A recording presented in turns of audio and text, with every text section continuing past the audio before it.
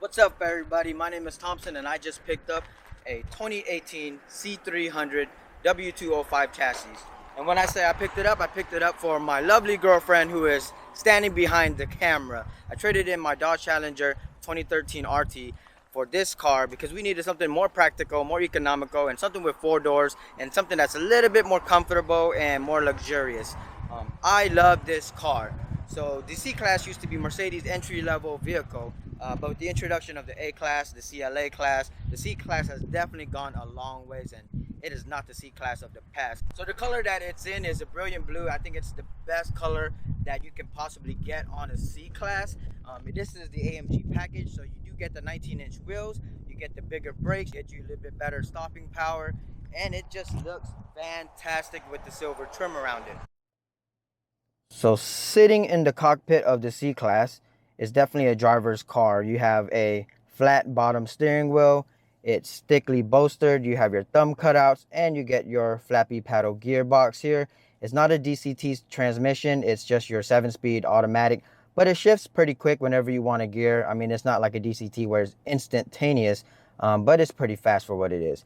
The car has 4 different driving modes where you use this here to adjust. You have your Sport, which I'm currently on. You have Comfort, Sport, Sport Plus, and your individual mode.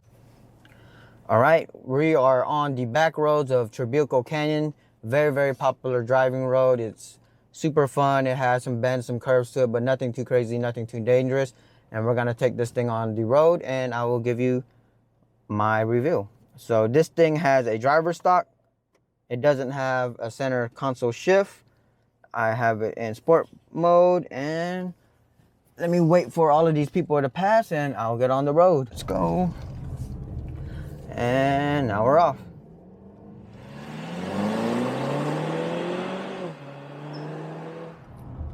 So the C-Class is powered by a 2-liter 4-cylinder turboed engine that produces 241 horsepower, 270 foot-pounds of torque. The thing about that power is it might not be a big number, but it is definitely enough power for you to throw this car around corners and have fun with it. It handles pretty flat, the corner's flat.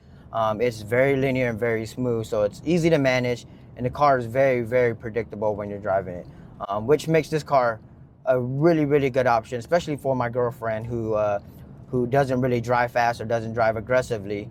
This is the perfect car for her, so it's enough power for her to have fun and overtake people on the highway, but it's not too much where she can't manage and will lose control of the car.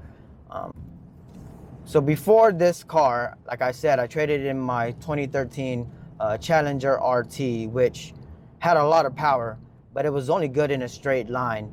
This thing has almost half the amount of power, but it handles, and it's so much more fun because you can definitely use all 241 horsepower and not have to worry about getting yourself into trouble. And I'll put my foot down around this bend, and that turbo just pulls you. That torque is very, very intoxicating. Again, it's not overly powerful, but it's enjoyable for sure. If you were in the market for one of these versus like a BMW 3 Series, even like an Audi A3 or A4, I would definitely pick this over those cars any day of the week. This thing just looks different. You know, a lot of cars are starting to look the same. BMWs, Corollas, and Audis, they all kind of look like each other or look like its counterpart manufacturer cars. Like the Audis look like Volkswagens. Nothing very distinctive about it. At least Mercedes, they keep the body lines within the same family, so this really does look like, you know, the E-Class or the S-Class, and it's very distinctive. When you see one of these on the road, you see the headlights, you see the taillights, you know it's a Mercedes, and there's definitely no mistake in that. So now we're getting to some of the more bendy parts of Trabuco here, and I'm going to put it into individual mode where I have it set up for manual shifting.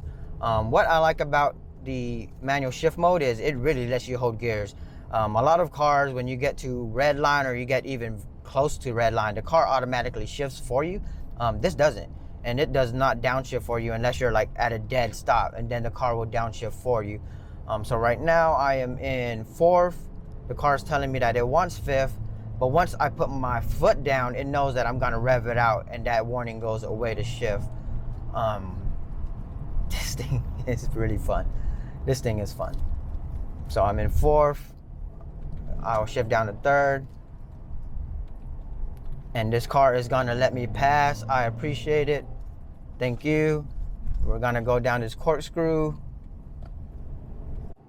Third gear is definitely the sweet spot for this car when you're going through corners, because the torque is right there where you want it. So if you're in a corner and you need to get out of that corner quick, you put your foot down and it will get you through it. So that was a lot of fun, you guys. I hope you enjoyed the video as much as I enjoyed making the video. Like and subscribe. I will make a ton more video, I promise. Especially if my girlfriend decides to let me do a bunch of mods to the car. It is her car, so I'm gonna have to run it by her before with every single modification. But stay tuned and see what we got in store for you guys. Appreciate you watching.